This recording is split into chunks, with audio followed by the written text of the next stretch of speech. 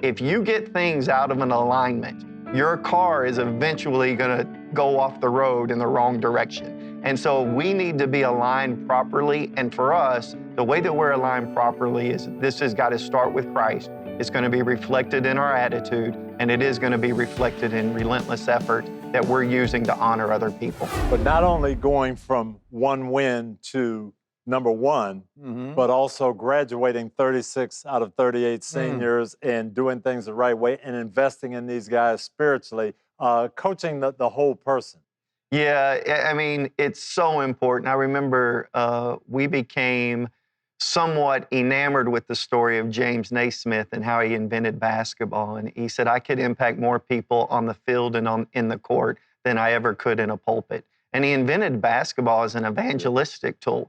He thought it would bring men into the gym, obviously working for the YMCA. And Coach Drew had that mindset. And to be honest with you, it was our entire staff. And as you know, nobody cares how much you know until they know how much you care. And until you can actually invest in them, if we really want to see you graduate, we really want to see you do the right things off the court. We really want to make sure that you're doing it, not because this is going to necessarily lend itself to winning, but because we want to see you make it beyond the next 4 years. We want to see you make it for the next 60 years. And so it was to be at a place like Baylor University, like Oral Roberts University, to where you don't have to be ashamed about your faith or ministering to these young men using the name of Jesus, but to let them know that we're going to invest in you way beyond the game of basketball. And as I tell our players, if all this is about is a 12-ounce rubber ball, we are failing you. And so we are going to invest in who you are as men. And you've done this in the framework of faith as your foundation. Can you share with us the important lessons you've learned as the son of a pastor, growing up in a parsonage attached to the church, and how this is shaping you to the point now where you're continuing to do this now at ORU? Yeah, I think anybody who grew up poor or grew up any kind of way, you realize there are good avenues and bad avenues to take. When you grow up poor, you say, man, I could go this route and get out of my poor, and that's the wrong route. But a lot of times we choose athletics or academics. And so to be able to do that, and what I realized is if you're going to run around and represent Christ, if you say that you are a Christian and you're going to represent Christ, how good should you be at what you do? I don't think that you should be sloppy. I don't think that you should not be diligent. I don't think that you should not have a work ethic. If you're going to run around and say, we represent Christ, then you ought to be able to give your best. And so to do that in the context of basketball and off the court and your investment in people is what is important. And to be able to use that, to be able to, there's a psalm that tells us, unless the Lord builds a house, we labor in vain.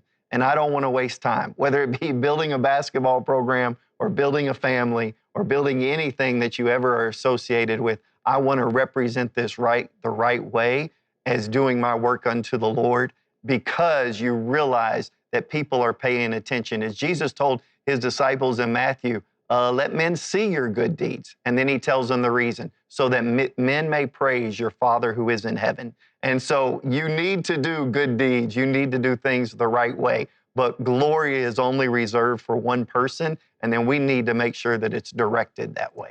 That is so awesome. And getting that across to your players is tremendous. I know that's your number one priority.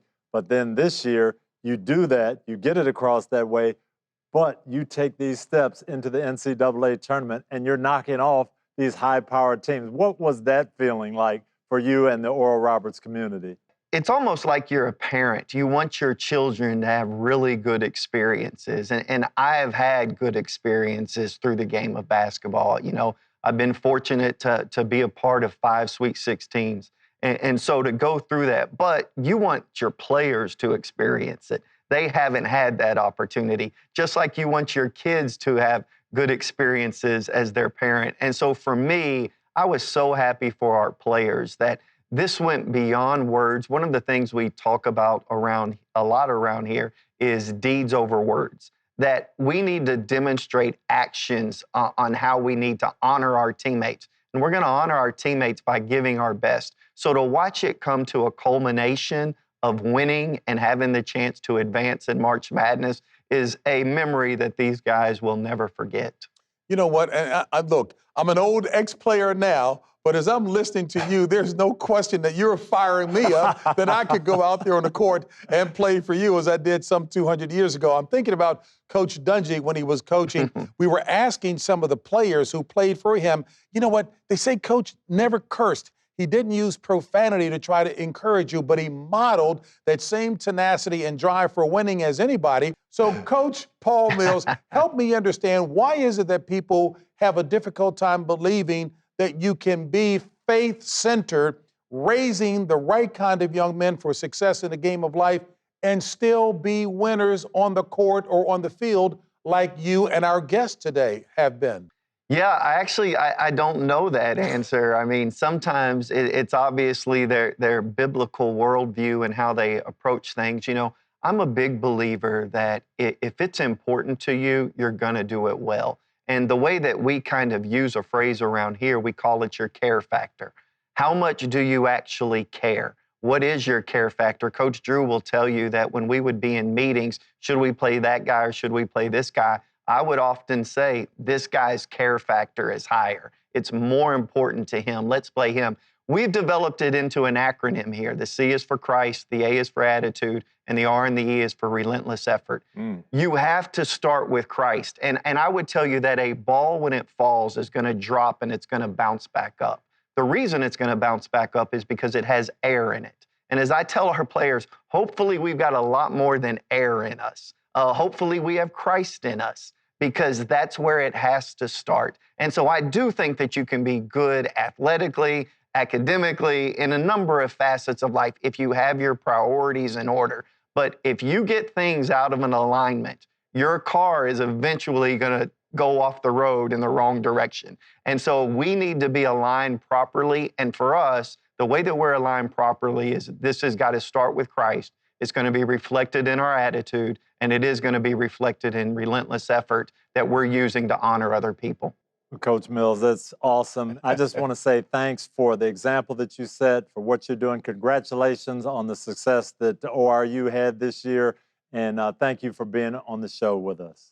Coach Paul Mills, let me add to that and just say you are sensational, and I know our audience will be paying rapt attention to you going forward, and that ORU is in great hands. Coach, I give you the final word. Go ahead, sir. Well, if they ever develop a time machine, JB, I need you to come back and we need to sign you at ORU. And then we're going to get Coach Dungy to switch from a cornerback to a point guard. And we're going to switch this up. But thank you, gentlemen, for the time.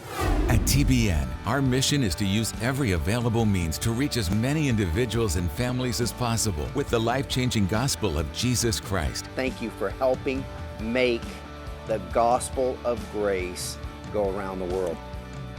Without you, we couldn't do it. God bless you.